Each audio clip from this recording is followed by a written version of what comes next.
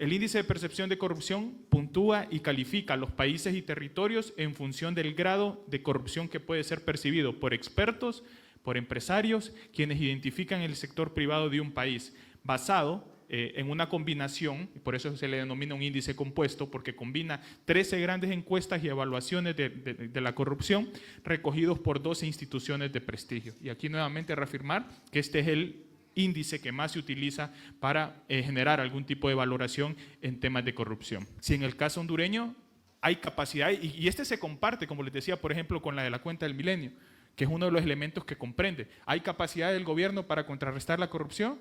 Y eso se los dejo a ustedes para que lo piensen. Luego, trámites burocráticos y excesiva carga burocrática que pueden aumentar las oportunidades de corrupción. Transparencia Internacional también tiene un índice que se llama el Barómetro Global de Corrupción, y ahí aborda eso. Y ahí hay una gran cantidad de personas que dicen, hemos pagado sobornos para que me den una cita médica. He pagado sobornos para que se inscriba o para que se matricule en la escuela pública a mi hijo, para poner un par de ejemplos. Entonces, para que veamos cómo se maneja y cómo esa alta burocracia facilita el tema de solicitar sobornos y que las personas lo paguen. Luego, prevalencia de funcionarios que utilizan cargos públicos en beneficio propio sin afrontar las consecuencias. Es decir, ese abuso de poder que se materializa en beneficios para esas personas y que la justicia no los alcance. Creo que ahí dar ejemplos hasta nos llevaría horas. Luego, nombramientos meritocráticos frente a nombramientos nepotistas en la función pública. Creo que eso ya ha sido un tema que se ha debatido bastante, ¿no? El tema de la falta de meritocracia, pero sí un alto componente de nepotismo y que va de la mano con temas de concentración de poder. Luego, enjuiciamiento penal efectivo de los funcionarios públicos. O sea, aquí normalmente cuando se enjuicia se habla de persecución política y demás, pero ustedes dan su valoración. Luego, protección jurídica para los denunciantes, periodistas e investigadores que denuncien casos de corrupción, soborno. A mí no se me olvida un dato en algún momento que estábamos realizando una investigación y nos decían que una persona se puede gastar el presupuesto de todo el año en tema de protección de denunciantes. Entonces, también, ¿quién se va a atrever a generar denuncias si están pasando esas cosas?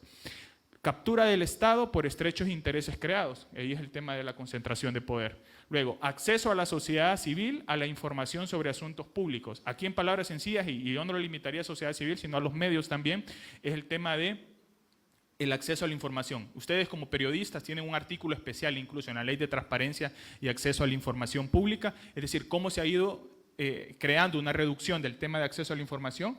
Ya no se usa la ley de clasificación a la ley de secretos porque se derogó, pero se está reservando mucha información y otra que simplemente no se publica.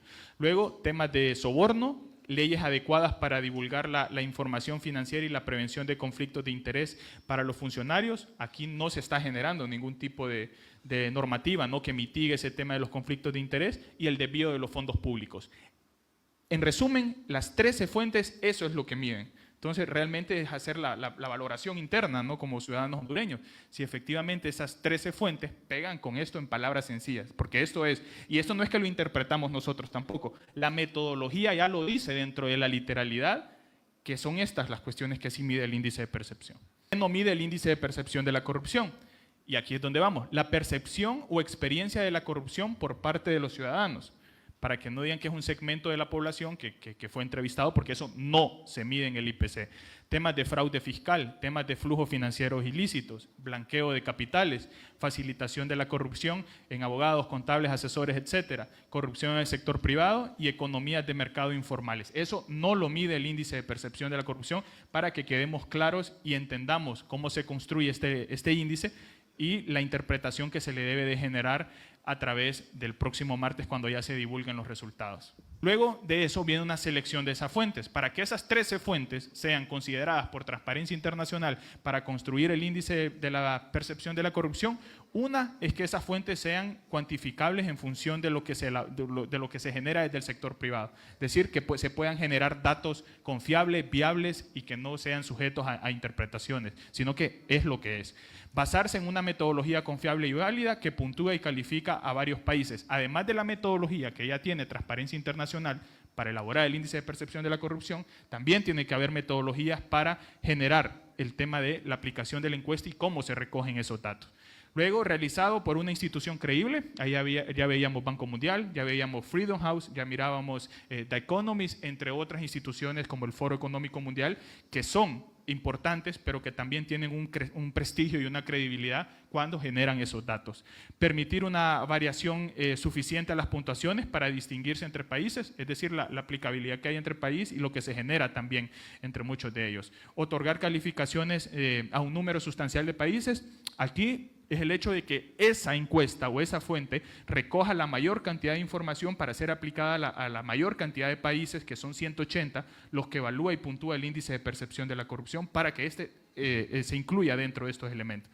Luego, la calificación la otorga un experto de país o una persona de negocios, y la institución repite la evaluación al menos cada 2 años. Es decir, que no es que sea una encuesta o una aplicación o un levantamiento de información aislado, que se va a hacer cada 5 años, que se va a hacer cada 10 años, sino que se realice cada año, o al menos que se realice cada 2 años. Entonces, ¿cómo se estandarizan los datos? ¿No? Esos datos se realiza una tabulación en una escala de 0 a 100, y que lo vamos a ver más oportunamente en los slides que siguen. El país más cercano a 100 en esas puntuaciones son esos países que tienen mayor nivel de transparencia, ¿no? Y 0, pues esos países que tienen un mayor de percepción de la corrupción con menor transparencia, y que ahí lo podemos ir viendo, ¿no? Incluso en función de cómo se han venido generando las variaciones metodológicas de una u otra manera.